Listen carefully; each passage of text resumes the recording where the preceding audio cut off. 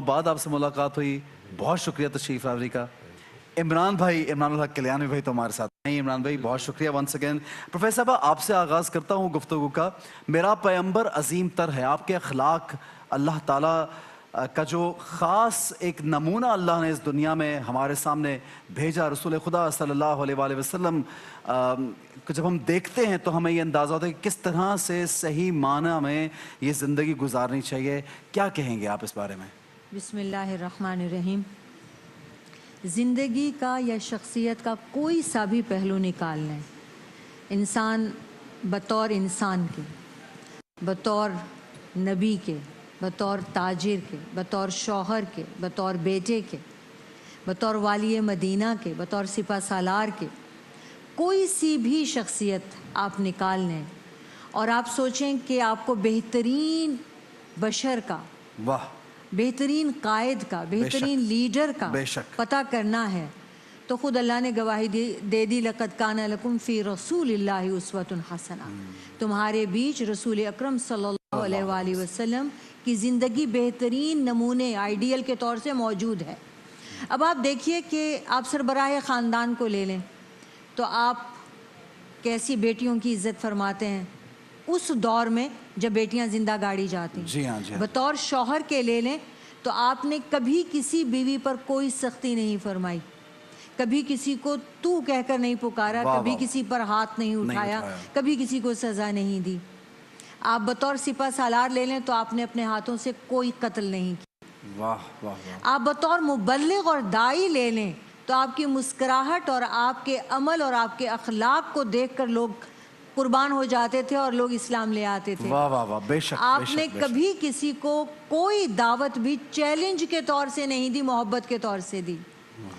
آپ ان کو تاجر دیکھ لیجئے کہ کوئی بھی تاجر دنیا میں ملے گا جو اپنا خراب مال نیچے سے نکال کے کہے کہ اس کی قیمت کم کر دو، یہ گیلے اناج ہے، جی ہاں، جی ہاں، یہ اونٹنی میں یہ داغ لگا ہے، اس کی قیمت کم کر دو، اور پیچھے صحابہ کو بھیجیں. کبھی آپ نے کوئی ایسا بشر سنا ہے جو بادشاہ وقت ہو اور اس کے اوپر قرض ہو اور کوئی مدد کے لیے آ جائے تو وہ اپنی کوئی نہ کوئی چیز اس کو سونپ گروی رکھ کے یہودی سے قرض لے کے اس کے ادا کریں، اس کی پوری کریں طلب؟ کیا بات ہے. آپ نے کسی کو اتنا معاف کرتے دیکھا ہے؟ اللہ تعالیٰ کا ایسا عکس آپ صلی اللہ علیہ وآلہ وسلم میں عفو و کرم کا تھا کہ اللہ تعالیٰ نے خود گواہی دی، انکا رؤوف الرحیم. اللہ تعالیٰ نے ہم لوگوں کو اتنا خوش نصیب بنایا، ان کا امتی بنا کے، اور فرمایا ہے لَقَدْ جَاءَكُمْ رَسُولٌ مِّنْ أَنفُسِكُمْ عَزِيزٌ عَلَيْهِ مَا عَنِتُّمْ حَرِيصٌ عَلَيْكُمْ بِالْمُؤْمِنِينَ رَؤُوفٌ رَحِيمٌ. یہ رسول تمہارے بیچ سے آئے ہیں، انہیں بہت یہ گراں گزرتا ہے اگر تمہیں کوئی تکلیف ہوتی ہے، اور یہ مومنوں کے لیے رؤوف ہیں، رحیم ہیں، اتنے مہربان ہیں کہ چاہتے ہیں کہ کوئی امتی ان کا جہنم میں نہ جائے. واہ سبحان اللہ. کہ اتنا دکھ ہوتا تھا آپ صلی اللہ علیہ وآلہ وسلم کو کہ کلمہ نہیں پڑھ رہے میرے اپنے عزیز و اقارب اور اہل مکہ، تو کس بات پر ہوتا تھا کہ اللہ ان سے خفا ہوگا اور انہیں عذاب ہوگا، کہ اللہ تعالیٰ نے انہیں فرما دیا کہ کیا آپ اپنے آپ کو ختم ہی کر ڈالیں گے اس دکھ میں، آپ کے ذمے صرف پہنچا دینا ہے. بہت خوب، بہت خوبصورت انداز میں میمونہ صاحبہ نے ذکر کیا. زہیر بھائی، رسول خدا مصطفیٰ صلی اللہ علیہ وآلہ وسلم کو رحمت للعالمین کہا، یعنی صرف اس دنیا کا نہیں، کائنات کا، عالمین جس کی کوئی حد ہی نہیں ہے، اور ہر گروہ جن و انس اور تمام کے لیے آپ رحمت بن کے آئے. اس کے بارے میں کیا فرمائیں گے آپ؟ بسم اللہ الرحمن الرحیم. قرآن مجید میں پروردگار عالم نے ارشاد فرمایا رحمتی وسعت علی کل شیء، میری رحمت ہر شے کو گھیرے ہوئے ہے.